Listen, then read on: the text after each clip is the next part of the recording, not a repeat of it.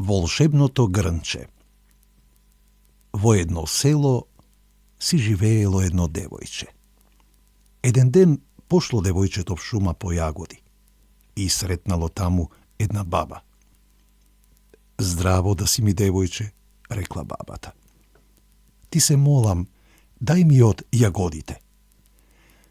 "Еве ти, бабичке," рекло девојчето. Ги каснала бабата јагодите и рекла: "Ти мене ми даде јагоди, а јас тебе ќе ти подарам нешто. Еве ти едно грнче. Ти ќе треба само да му речеш 1, 2, 3, вари грнче ти. И тоа ќе почне да вари вкусна, највкусна каша. А потоа ќе му речеш 1, 2, 3, доста вариш ти. И тоа ќе престане да вари." "Ти благодарам, бабичке," рекло девојчето. Го зело грнчето и пошло дома кај мајка си. Мајка и многу му се израдувала на грнчето. Тај како да не се радува? Секогаш за ручек, без труд и грижа, дома ќе има вкусна, највкусна каша.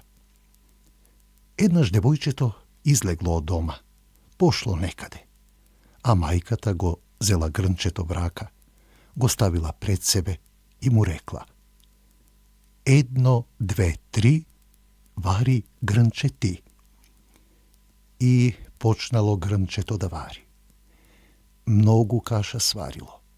Мајката ручала, се заситила, а грнчето не престанувало да вари. А како да го запре? Требало само да му рече 1, 2, 3, доста вариш ти.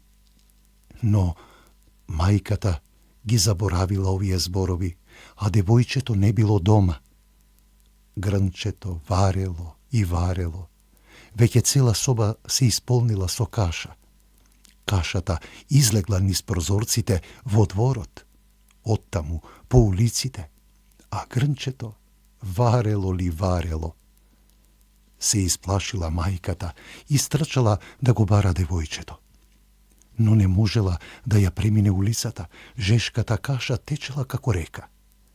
За среќа, девојчето не беше отишло далеку. Тоа видело што се случува на улицата и со трчење се вратило дома. Некако успеало да влезе во куќата и да викне: 1, 2, 3, доста вариш ти.